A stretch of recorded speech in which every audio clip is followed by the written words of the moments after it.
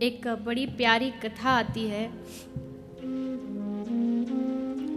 बरसाने में एक नया किसी का विवाह हुआ, नई नई शादी हुई, नई बहू आई।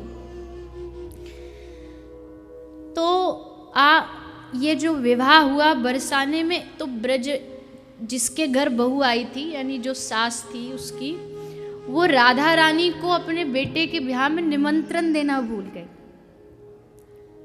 निमंत्रण नहीं दे पाई किसी कारणवश। तो ब्याह हो गया, तब याद आया, अरे बड़ी भूल हो गई। बताओ, हमने श्री जी को निमंत्रण नहीं दिया। हम बरसाने में ब्याह है और वो आती, थोड़ा आशीर्वाद प्राप्त होता, और हमने उनको ही नहीं बुलाया। बट अब गलती हो गई, अब क्षमा मांगने जाना चाहिए। तो सास दौड़ी दौड़ी आई राधा रानी के पास, हे किशोरी जी मुझे क्षमा करना, मैं भूल गई, दिमाग से निकल गया। तो श्री जी बोली कोई बात नहीं, अब तो आ गई, अब ठीक है। सास बोली वाह कितनी उदार हैं आप, पर मेरी इच्छा है कि एक बार मेरी बहू का आप मुख देख लें और उसको आशीर्वाद दे दें। राधा रानी बोली ठीक है, उसको यहीं महल में ले आओ।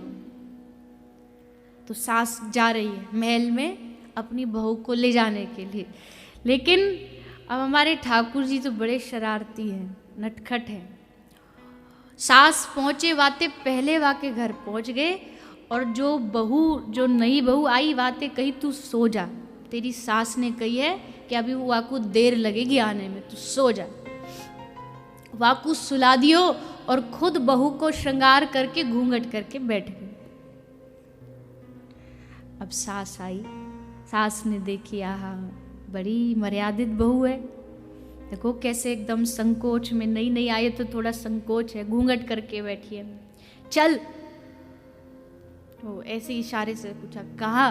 बोले तुझे हमारी ब्रज की जो ठकुरानी है उनके दर्शन कराने लेके चलूं, चल मेरे साथ। चलेगी? अब भीतर तो रसगुल्ले फूट रहे हैं कि आज हमको श्री जी के दर्शन होंगे। तो घूंघट करके बहू लेके पहुंच गई किशोरी जी के पास। बहू ने जाके हाथ जोड़ करके प्रणाम किया। तो राधा रानी ने आशीर्वाद दियो कि अपने प्रियतम की हमेशा प्रिय रहो। आहा, ठाकुर गदगद हो गए, वाह इतना बढ़िया आशीर्वाद मिल गयो। फिर या के बाद ठाकुर जी ने, अब आशीर्वाद कैसे लोगे? चरण स्पर्श करके तो लोगे। अब ठाकुर जी को ये अवसर मिला कि हम एक बार श्री जी के चरण स्पर्श कर लें। तो ठाकुर जी चरण स्पर्श करते।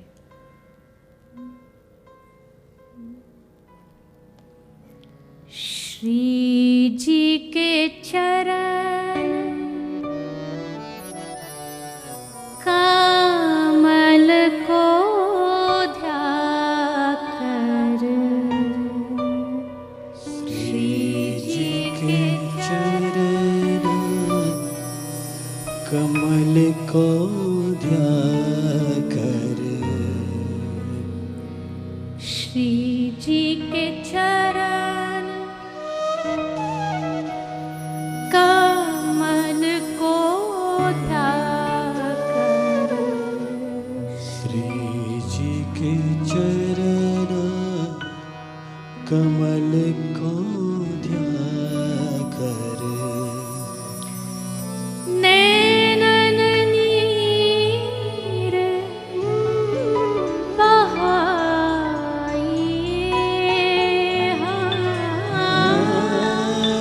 नैनन नीर बहाइए,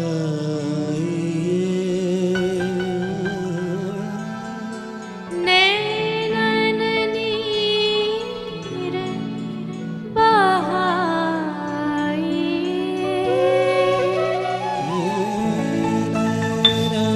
ऐसा नहीं है कि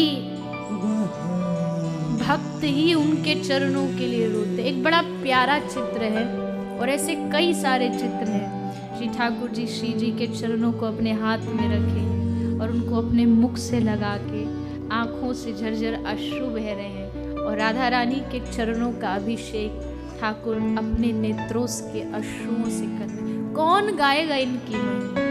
किसी में है सामर्थ्य, ब्रह्मा विष्णु महेश में सामर्थ्य नहीं है कि वो इन श्री जी के चरणों का गुणगान कर सके। उन्हीं के चरण कमल को ध्याकर नैनन नीर बहाइए। ऐसे चरणारविंद श्री ठाकुर जी को स्पर्श करने को प्राप्त हुए, अश्रुधार बह चली। फिर श्री जी ने देखा बहू प्रणाम कर रही है, तो श्री जी बोली अब आप घूंघट उठाओ, मोड़ो दिखाओ। तो अब ठाकुर जी घूंघट करे बैठे, बोले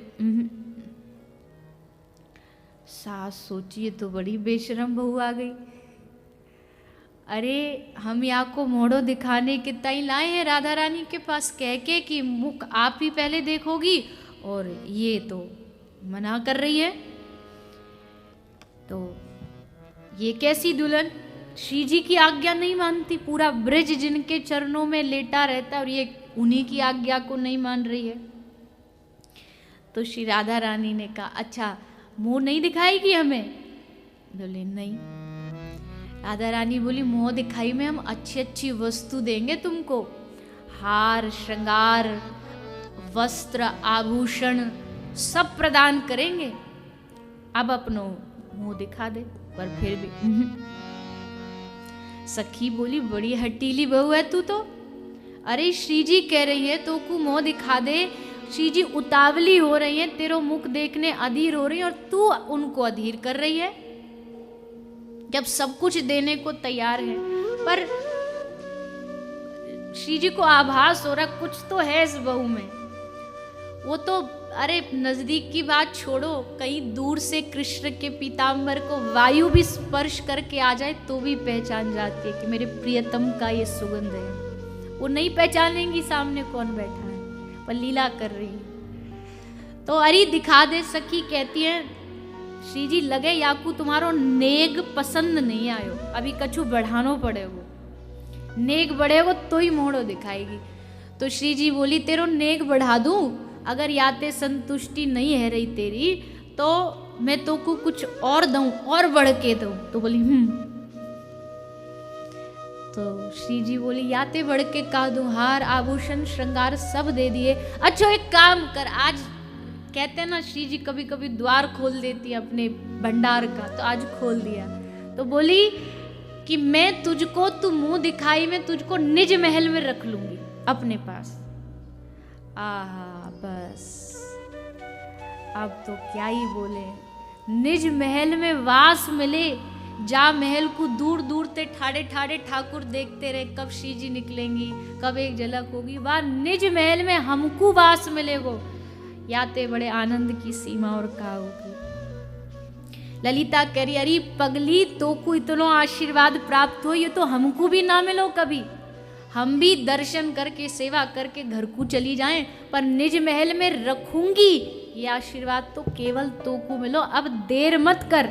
और जैसे ठाकुर जी ने घूंघट उठाया तो पूरी सभा में सन्नाटा छा गया। अरे ये कौन सी बहू आई है, सखी सहचरी सब ओढ़ के ओढ़नी हंसने लगी जोर जोर से लज्जा के मारे। तो श्री जी कहती अरे लाल जी आप इतनी कष्ट काय को करके आए, अरे आपकी मुंह दिखाई तो मैं त्रिभुवन वार दूं, ये कौन सी बड़ी बात है। पर ठाकुर जी कहते हैं हमको त्रिभुवन ना चाहिए, आपको निज महल को वास की जो हमारी आस ही सो पूरी है, वही याते बड़ो उपहार हमारो कोई नहीं है सके। आज भी लाल जी जो संग विराजे ना श्री जी के महल में ठाकुर जी, ये तबते ही ठाकुर को वहाँ श्री जी के ढोरे महल में राधा रानी ने वास दे दियो कि अब आप नित्य निरंतर यही हमारे संग विराजो। क्योंकि प्रगति तो नारायण भट्ट गोस्वामी पाद ने तो श्री जी को ही प्रकट करो ना, तो श्री जी ने कृपा करके उनको लाल जी को ये सौभाग्य भी प्रदान कर दिया।